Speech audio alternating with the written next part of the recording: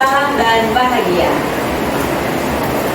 Dalam pendampingan individu kelima ini sebagai pengajar praktik, saya akan mendampingi CGP Ibu Esther Thomasoa untuk melakukan coaching pasca observasi bersama dengan rekan sejawat Ibu Ani Selano, di mana Ibu Ani telah melakukan proses observasi pembelajaran di kelas yang diobservasi oleh CGP Ibu Esther Thomasoa.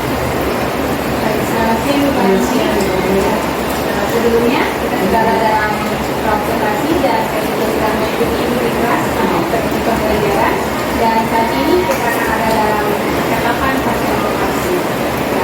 Yang pertama saya ingin menanyakan kembali kepada Ibu Ani, apa tujuan pembelajaran yang ingin dicapai dalam proses pembelajaran tadi?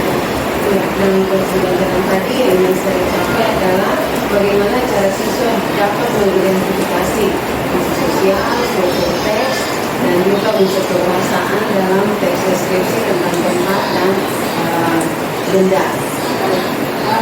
Dari hasil pembelajaran privat dan pelajaran, apa yang tidak dikembangkan dalam proses pembelajaran dan sudah digunakan? Ya, hal yang bisa kembangkan itu kemampuan interaksi siswa dalam melaksanakan proses pembelajaran, juga aktivitas siswa dalam kelompok, baik itu dengan juga dalam refleksi dalam kegiatan pembelajaran. Dari hasil yang tadi, sebenarnya ada hal baik yang sudah dilakukan. Kira-kira hal baik apa yang sudah Ibu dapati selama proses pembelajaran yang telah dilakukan?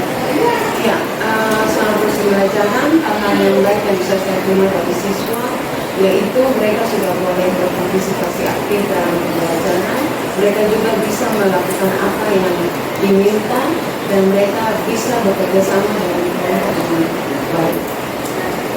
Apakah menurut Ibu tujuan pembelajaran yang tadi Ibu sampaikan itu sudah terlaksana tercapai keseluruhannya? Sudah 90% mungkin sudah. Jadi kurang lebih 90% sudah tercapai tujuan pembelajaran yang dicapai. Tadi kita juga sudah membahas tentang hal-hal baik apa saja yang sudah Ibu dapati selama proses pembelajaran. Nah, kira-kira dari pembelajaran yang tadi, apa yang harus diperbaiki dan dikembangkan lagi? Tadi kan baru 90. Iya.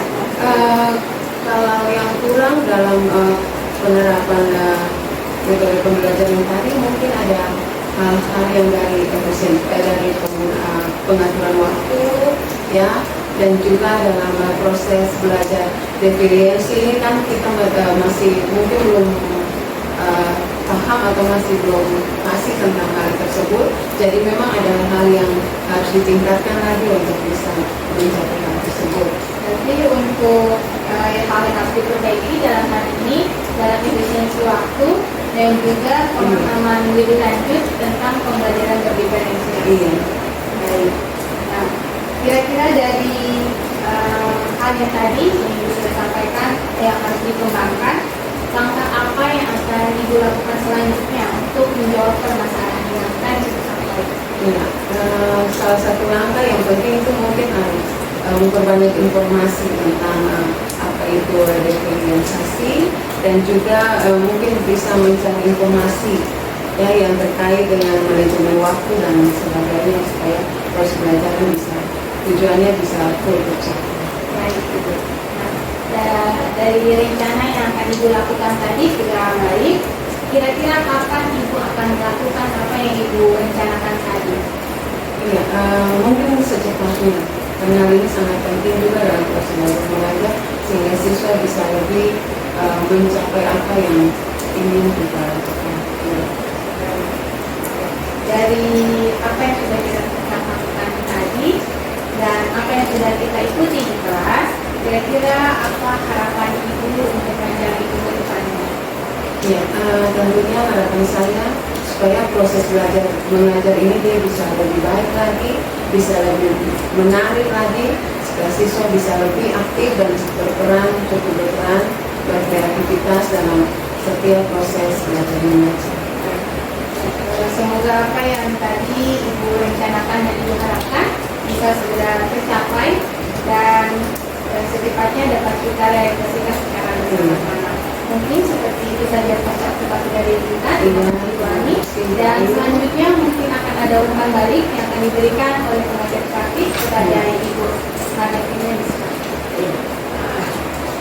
Bu Ani, bagaimana perasaannya? Iya, baik, senang.